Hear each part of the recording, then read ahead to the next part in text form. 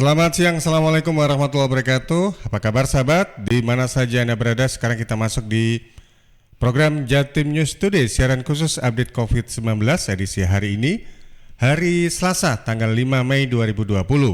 Saya Banjarto yang pakai belangkon, ini kebetulan menghormati satu di antara seniman Indonesia yang berpulang, Didi Kempot, semoga diterima di sisinya ya. Ditemani oleh Ramadan Eka Putra di ruang redaksi. Yang bertugas di studio nanti akan kami hadirkan berbagai informasi yang disampaikan oleh reporter dari kabupaten kota di Jawa Timur.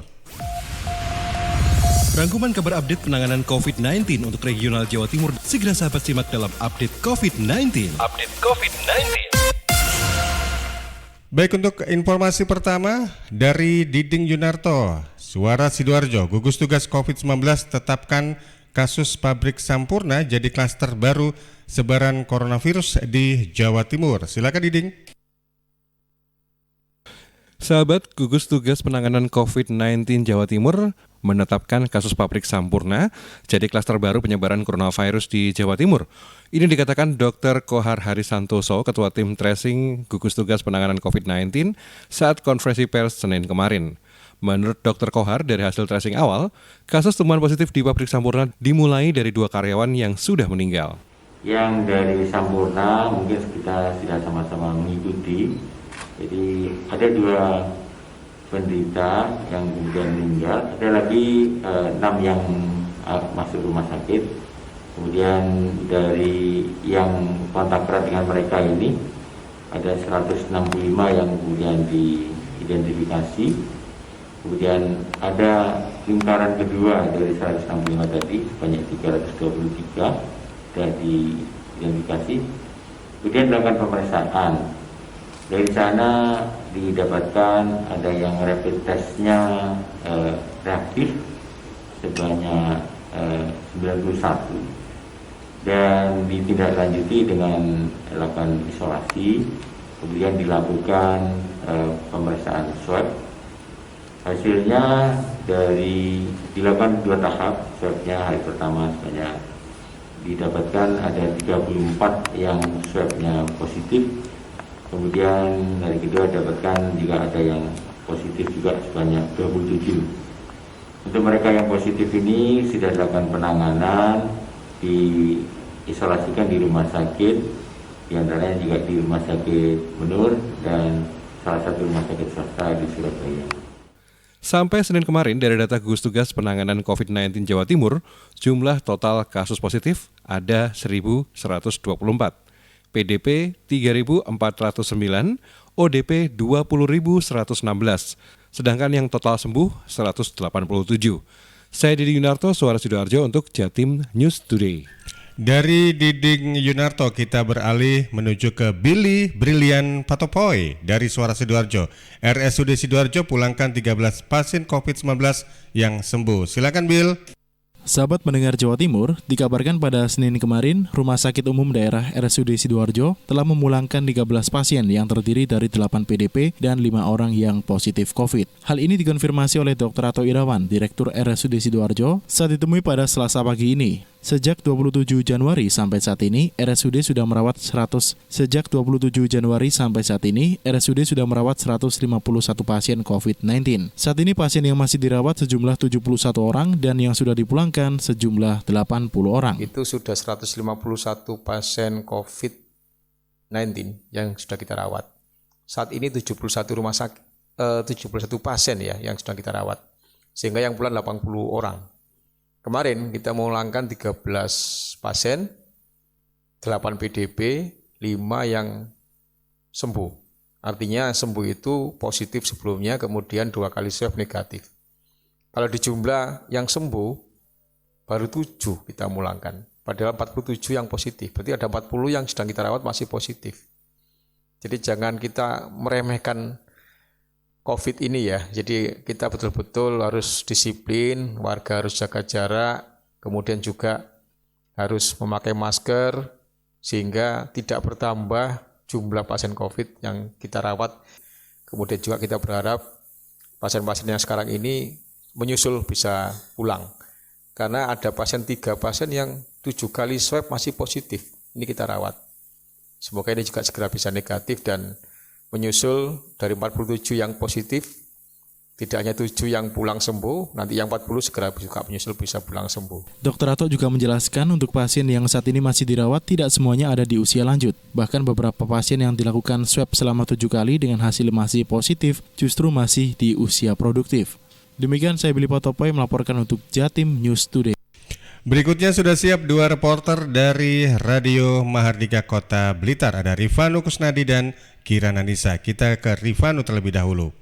Antisipasi COVID-19, pemerintah Kota Blitar akan terapkan physical distancing di Pasar Templek dan Pasar Hewan di Moro. Silakan Rifano.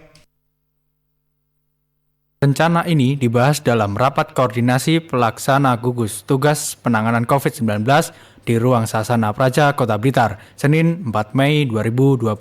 Santoso, PLT Wali Kota Blitar saat dikonfirmasi usai melakukan rapat koordinasi mengatakan, dalam menyikapi bertambahnya orang yang terjangkit COVID-19 dan orang dalam pantauan di Kota Blitar, maka pemerintah Kota Blitar akan mendisiplinkan para pedagang pasar tradisional untuk patuh terhadap himbauan dari pemerintah tentang protokol kesehatan.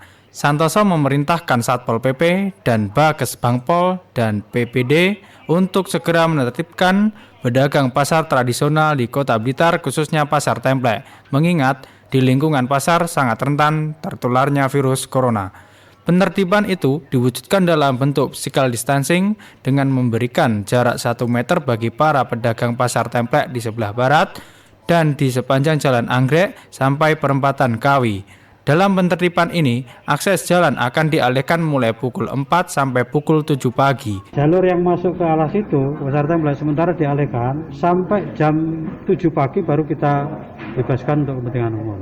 Santoso menambahkan, dalam upaya penertiban protokol kesehatan pencegahan COVID-19, pemerintah Kota Blitar juga akan membagikan masker ke beberapa pedagang pasar tradisional, khususnya di Pasar Templek. Rifanu Kusnadi, Mahardika FM.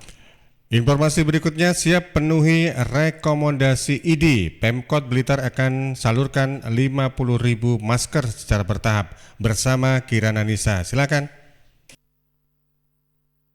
Sobat, pemerintah Kota Blitar merespon rekomendasi Ikatan Dokter Indonesia (IDI) Kota Blitar untuk melakukan gerakan maskerisasi warga sebagai antisipasi jika terjadi outbreak atau lonjakan pasien terkonfirmasi COVID-19.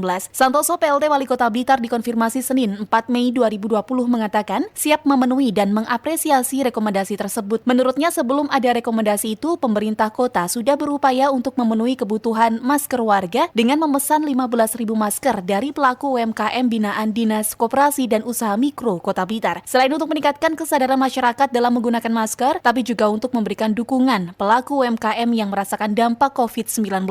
Santoso mengaku bersyukur karena sampai saat ini bantuan alat pelindung diri APD dari relawan terus mengalir ke pemerintah kota. Namun demikian, pihaknya telah berkoordinasi dengan sekretaris daerah untuk kembali melakukan pengadaan masker sebagai antisipasi jika pandemi COVID-19 belum berakhir beberapa bulan ke depan. Setidaknya ada 50.000 masker yang nantinya disiapkan oleh pemerintah Kota Blitar. Pemerintah kota sangat mengapresiasi karena jauh sebelum disarankan, kita ini sudah melakukan tindakan yaitu menyiapkan 15.000 masker.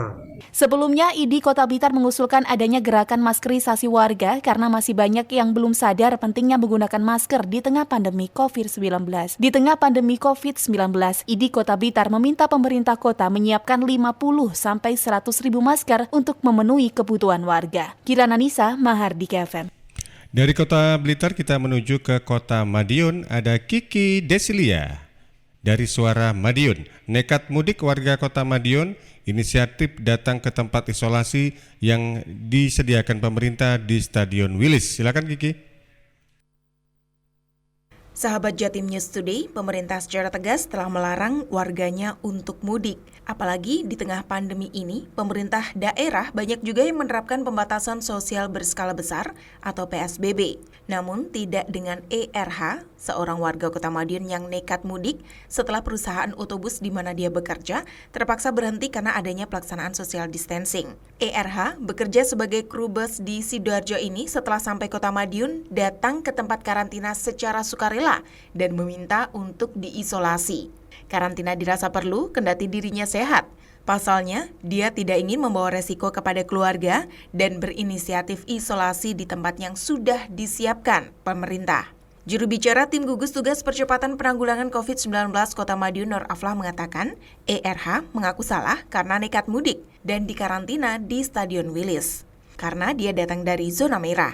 Tim kesehatan akan memantau dan memeriksa setiap hari, terutama terkait suhu tubuhnya. Selain itu, yang bersangkutan juga diminta menyampaikan setiap keluhan yang dirasakan. Pemerintah Kota Madiun juga menyediakan makanan setiap harinya, serta tidak diperkenankan untuk meninggalkan tempat isolasi hingga 14 hari ke depan.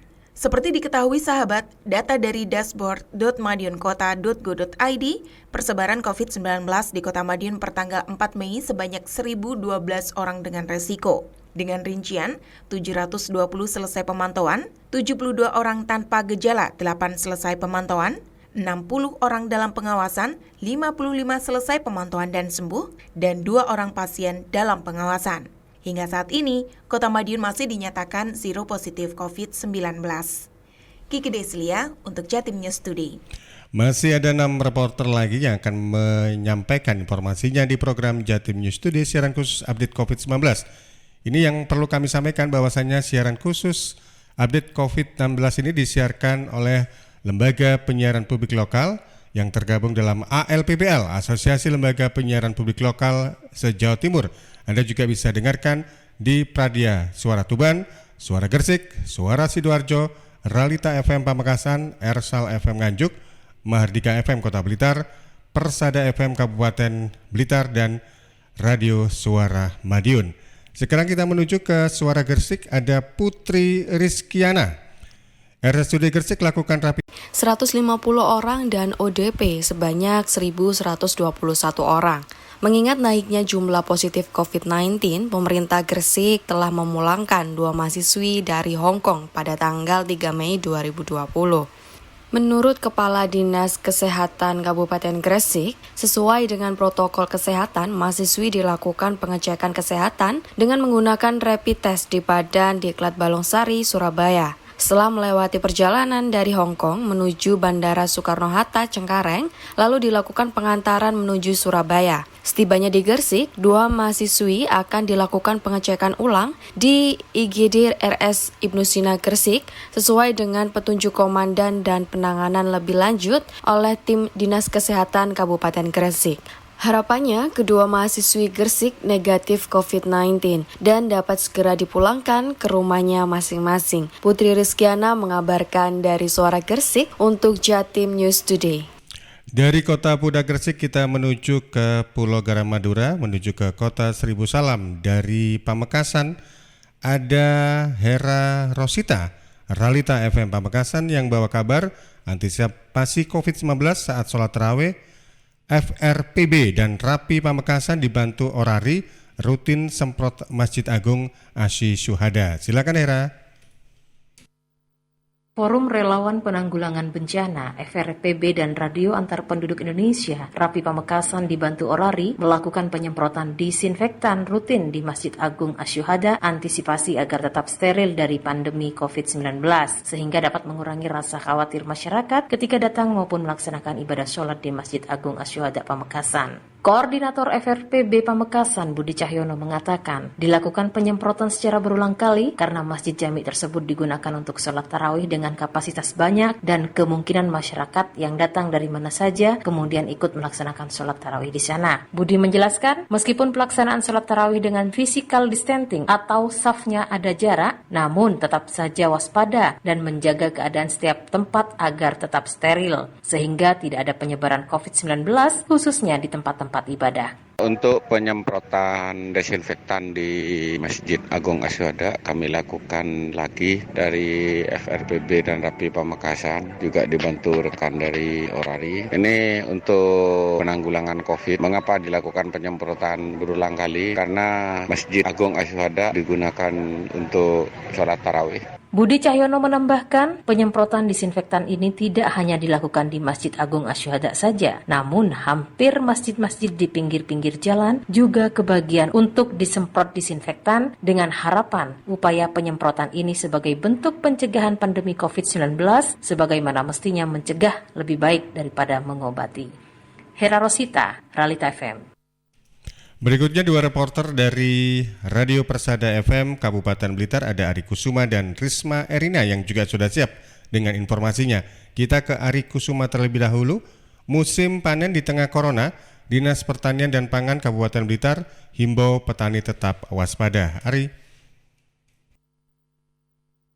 Musim panen di tengah penyebaran virus corona, para petani harus tetap siaga dan waspada ketika melaksanakan kegiatan rutinitas tersebut. Mengingat saat panen tiba biasanya melibatkan orang banyak, maka perlu diwaspadai. Menanggapi hal itu, Kepala Bidang Tanaman Pangan dan Hortikultura Dinas Pertanian dan Pangan atau Dispertapa Kabupaten Blitar, Nuryono Darul Yuhanda mengatakan, memasuki bulan Mei banyak petani di wilayahnya mulai panen komoditas padi, sehingga ia menghimbau seluruh petani supaya tetap memperhatikan dan menjalankan anjuran protokol kesehatan. Di antaranya, menerapkan physical distancing atau menjaga jarak fisik minimal 1,5 meter dan memakai alat pelindung diri atau APD berupa masker. Diharapkan para petani dan masyarakat mendukung terkait kebijakan ini. Nuryono menambahkan, berdasarkan data masuk di Dispertapa, awal minggu ini terdapat ribuan hektar komoditas padi panen seperti di wilayah Wlingi, Kesamben, Doko, Silorejo, Silopuro, Nglego, Garum, Talun, dan diprediksi akan terus bertambah luas panennya karena pada akhir bulan Mei puncak panen raya padi. Ari Kusuma, LPPL Radio Persada FM Blitar. Berikutnya ada Risma Erina, masih dari LPPL Persada FM Kabupaten Blitar. Dua pekerja migran Indonesia asal Kanigoro dan Bakung Kabupaten Blitar langsung jalani isolasi di desa. Silakan Risma. Dua pekerja migran Indonesia asal Kabupaten Blitar tiba di Posko Kanigoro pada Selasa 5 Mei sekitar pukul 1 dini hari. Dua PMI itu berasal dari Kecamatan Kanigoro dan Bakung. Kepala Dinas Tenaga Kerja Kabupaten Blitar, Hari Susianto mengatakan, setelah tiba di Posko, dua PMI tersebut langsung mendapat pemeriksaan kesehatan. Selanjutnya mereka harus menjalani isolasi atau karantina di desanya masing-masing. Haris menjelaskan PMI asal Bakung merupakan seorang perempuan berusia 34 tahun, pulang dari Hong Kong, sedangkan PMI asal Kanigoro juga merupakan perempuan yang berusia 50 tahun yang pulang dari Taiwan. Selama menjalani isolasi, mereka akan terus dipantau oleh tim kesehatan yang ada di desa. Untuk diketahui, hingga 3 Mei 2020, jumlah PMI yang pulang ke Kabupaten Blitar mencapai 380 orang, sehingga dengan adanya tambahan 2 PMI itu, total PMI yang pulang sekitar 382 orang. Saya Risma Erina, LPPL Radio Persada FM Kabupaten Blitar. Baik, berikutnya kita menuju ke Kota Angin Nganjuk. Ada Agustin Merdekawati dari Ersal FM Nganjuk. Swab PDP, pasien dalam pengawasan cengkok dinyatakan negatif. Silakan Agustin. Blokade jalan dan garis polisi di rumah pasien dalam pengawasan atau PDP di Desa Cengkok Ngeronggot dibuka. Hal tersebut menyusul keluarnya hasil tes swab yang menyatakan negatif. Sebagai bentuk kewaspadaan, diganti dengan hasilnya negatif dan pihaknya telah menyampaikan hasil tersebut kepada Kepala Dinas Kesehatan Nganjuk Dr. Ahmad Nurul Qolis yang akhirnya langsung ditindaklanjuti oleh pihak desa, yakni dengan membuka akses menuju rumah PDP tersebut. Di depan rumahnya sudah dibuka, juga sudah tidak ada lagi penjagaan. Sahabat Jawa Timur, sementara itu, juru bicara gugus tugas percepatan penanganan COVID-19 Nganjuk, Dr. Hendrianto mengatakan, meski hasil tes swab 1 PDP negatif, namun jumlah PDP di Nganjuk tidak menurun, melainkan tetap 46 orang, demikian pula orang dalam pemantauan atau ODB yang berjumlah 75 orang. Adapun orang tanpa gejala atau OTG mencapai 472 orang. Untuk kewaspadaan gugus tugas menurut Hendri adalah pada penambahan orang dalam risiko atau ODR yang mencapai ratusan orang dan total ODR di Nganjuk sebanyak 30.048 orang atau bertambah 303 orang. Penambahan tersebut akibat kedatangan para pemudik dari luar daerah yang sebagian juga para tenaga kerja Indonesia yang pulang. Dari Agustin Merdekawati, Suara Anjuk Ladang Nganjuk. Dua reporter terakhir dari LPPL Pradaya Suara Tuban akan memberikan informasinya, yaitu dari Kolilul Aris, kemudian ada Aida Aminia. Sekarang kita ke Aris terlebih dahulu. Dua bus pengangkut pemudik tujuan Madura diminta putar balik. Silakan Aris. Dua bus antar kota antar provinsi pengangkut pemudik yang hendak masuk Jawa Timur dengan tujuan Madura terpaksa putar balik arah Jateng setelah terjaring di checkpoint operasi Ketupat Semeru 2020 Polres Tuban dan pencegahan COVID-19 di Pos Jatirogo Rembang, tapal batas Jatim dengan Jateng. Kasat Lantas Polres Tuban AKP Argo Budi Sarwono mengatakan aturan pencegahan mudik diterapkan dalam operasi Ketupat Semeru 2020.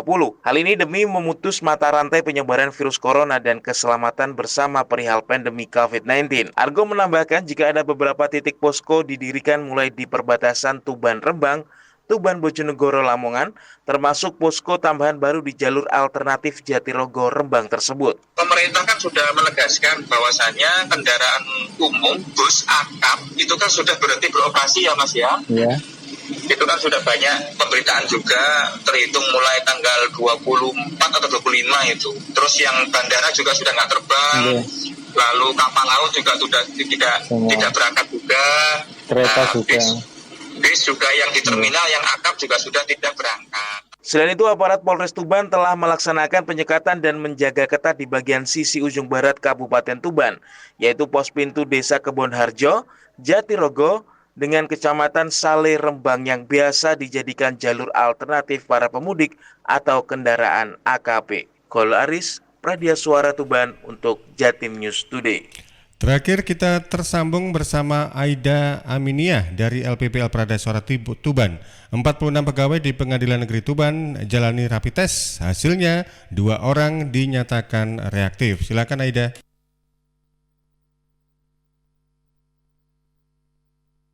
Sebanyak 46 pegawai di Pengadilan Negeri PN Tuban yang terdiri dari hakim, ASN, dan non-ASN melakukan rapid test bekerja sama dengan RSNU Kabupaten Tuban Senin 4 Mei 2020. Humas PN Tuban Donovan Akbar Kusumo Buwono mengatakan pelaksanaan rapid test tersebut dilakukan setelah salah satu pegawai di PN Tuban dinyatakan rapid test reaktif setelah melakukan tes mandiri. Sehingga semua pegawai di PN Tuban di rapid test juga guna mengetahui hasil rapid. Dari hasil rapid test, 2 pegawai yaitu 1 hakim dan 1 non-hakim dinyatakan rapid test reaktif. Selanjutnya keduanya diminta isolasi mandiri dengan pemantauan ketat dari PN Tuban. Kemarin itu ada salah satu pegawai kami tes mandiri, hasilnya reaktif. Ya, lagi swab, terus akhirnya kita ambil kebijakan, cek semua hasilnya hari ini 2 lagi reaktif. Jadi kita koordinasi ya, khusus sama dinas kesehatan ya. Mana langkah selanjutnya mau gimana? Dan tapi yang bersangkutan